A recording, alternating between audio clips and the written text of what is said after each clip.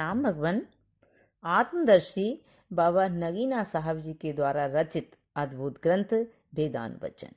और भगवान इसमें कर्म कांड भाग चल रहा है, तो कर्म कांड का 7वां अध्याय चल रहा है भगवान।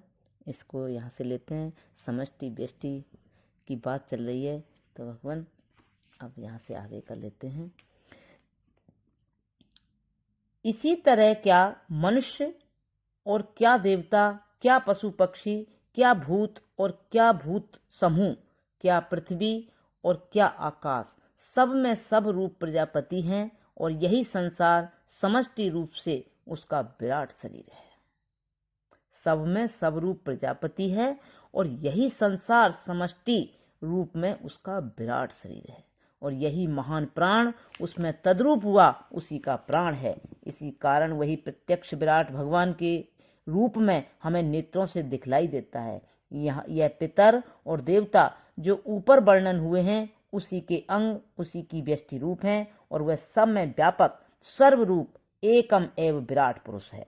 देवलोक उसका असली सिर है, सूर्य उसकी आंख है, दिशाएं इसके कान हैं, धरती उसके पांव हैं, समुद्र उसका मूत्राशय है, अग्नि उसका मुख है।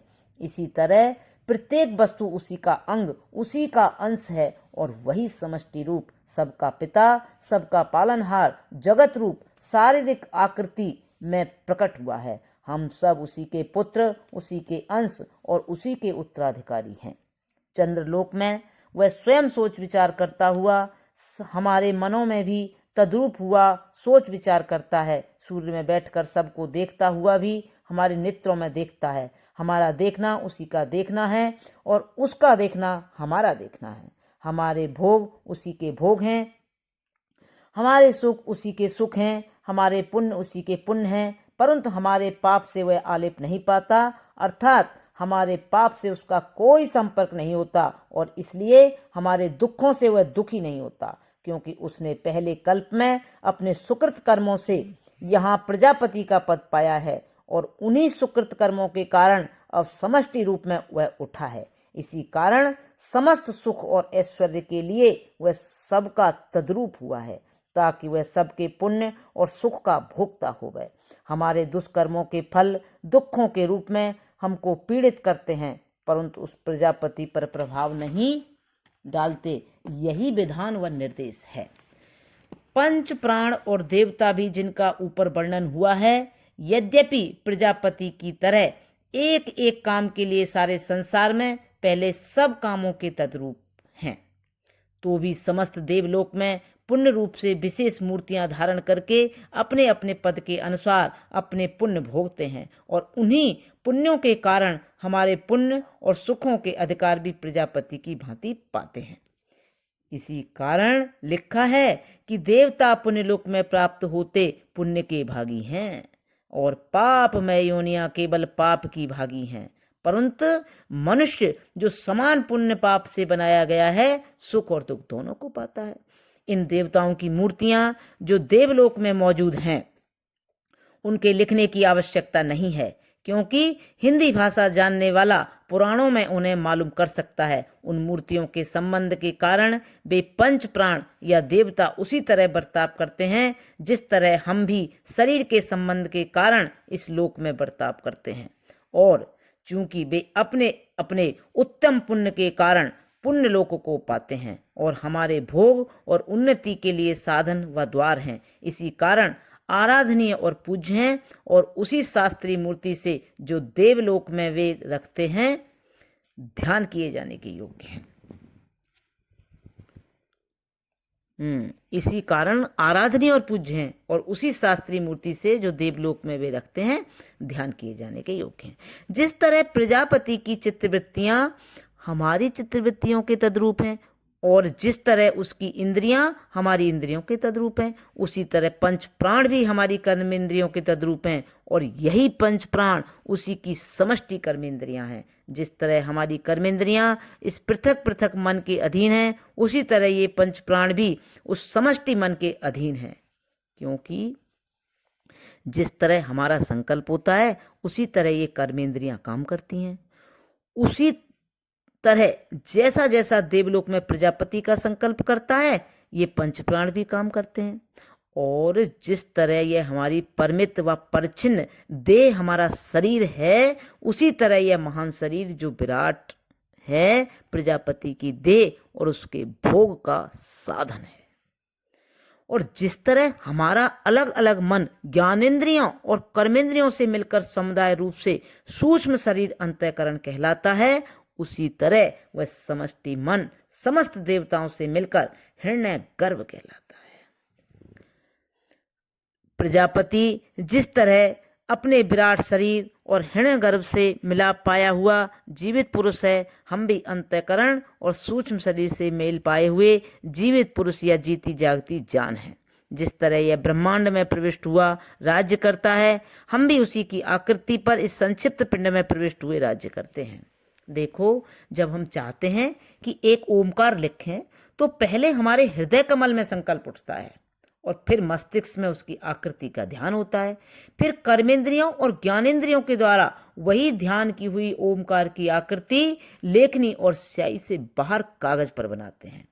प्रजापति भी जब कोई वस्तु बनाना चाहता है तो पहले उसका संकल्प चंद्रलोक में जो देवलोक है उठता है, उसकी आकृति का ध्यान देवलोक में होता है।